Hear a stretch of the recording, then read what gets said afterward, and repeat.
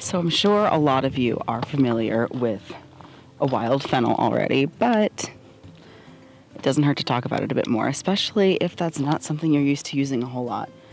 There aren't a ton of things that look like wild fennel. Here is one of the umbels, and it hasn't yet flowered, it hasn't yet released its pollen.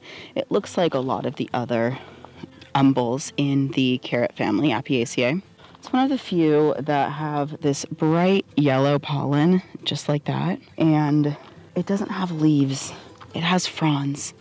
Even in the first year that it grows, the only time that it has any kind of flat leaves, and they still look very ferny, is when you get the first 2 leaves, or the cotyledon leaves, coming out of a fresh seed. If the leaves are at all flat, they're not fennel.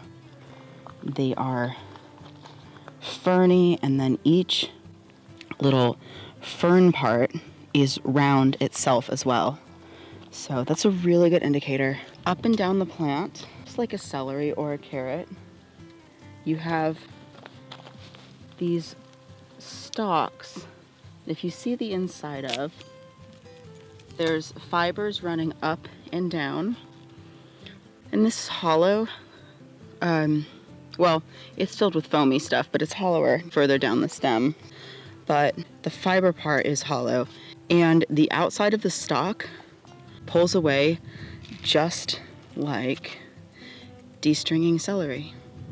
Fennel has an unmistakable scent to it. There isn't anything that's very easy to misidentify it as. Here's one of the branches, and this is a flower head that's about to unfurl. It's gonna look more like this one here. So the parts of the fennel that I use when it's in its early growth stage, see if I can find one that's earlier on in its life. Yeah, in its early growth stage, it looks just kind of like asparagus, or like an asparagus fern. In the spring, the whole plant is tender if you've got a young one. And it looks a lot more like those fennel bulbs you get at the grocery store on the bottom, just a little longer and more yellow. If you're still not sure, one of the best ways to really put it to the test is go home, grab some fennel seeds from your pantry. It should taste and smell exactly the same, because only fennel has this exact set of volatile compounds that gives it this particular flavor. And there's a lot of those in this plant. So I've got my fennel, and I think what I'm going to do is, well, we have mackerel tonight that we're grilling. I'm gonna wrap those in fig leaves. Those need to be marinated soon. But with the rest, especially these tender parts right here that are more of like the shoots, the fibers are so tender, they're so young.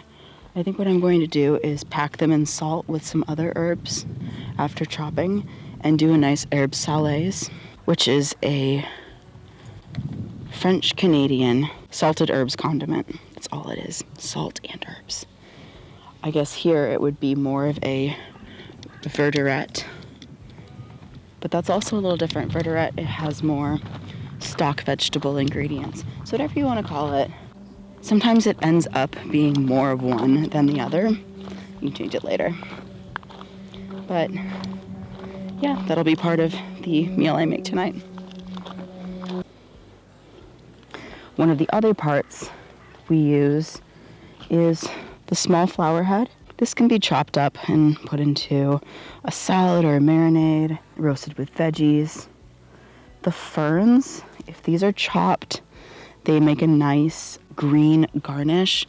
If you've got like a beautiful piece of fish, it looks really lovely on top, especially at the end.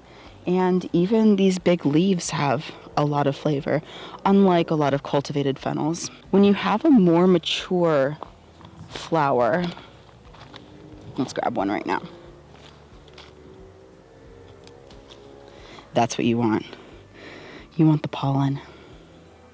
If you gather up enough of these, you can shake the pollen off of the flowers, and what you get is just this pure yellow spice dust that's like, it's like the potency of saffron.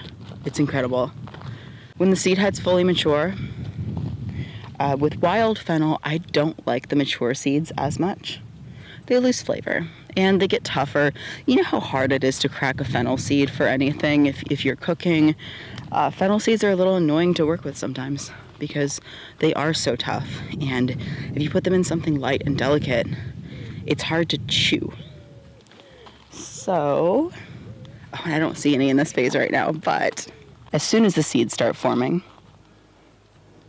you can pick them as they develop. That way, they don't have to be tough. They can just be young fennel seeds.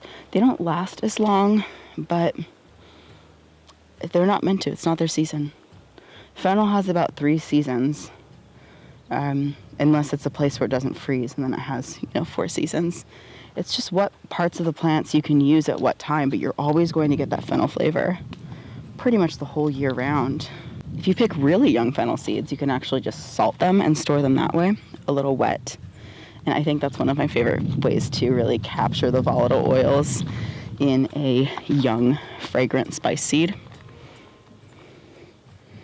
Okay, so you just told me that one of the types of fennel, as we were sorting it, smelled very different from the other type. Okay, so this little fennel here is, I guess, a bit younger. It doesn't have any flowers coming out yet. And this one smells more like your traditional fennel, like really aniseedy, licoricey, and delicious. And this one is a little bit more developed. It has these yellow flowers on it.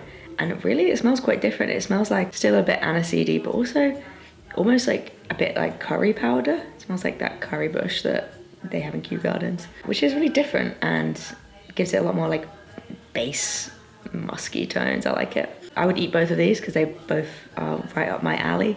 But this one, we've been having quite a lot of the young fennel, just like the stem and everything, in some salads, which is really nice because it's like quite tender and green and can just be chucked in with a bunch of other herbs and things in a salad, and it's nice. This one, I would just use the flowers because the stem itself is quite kind of hard and tough at this point, and I would use them raw too, but just be aware that they have a different flavour and bring something else to the dish.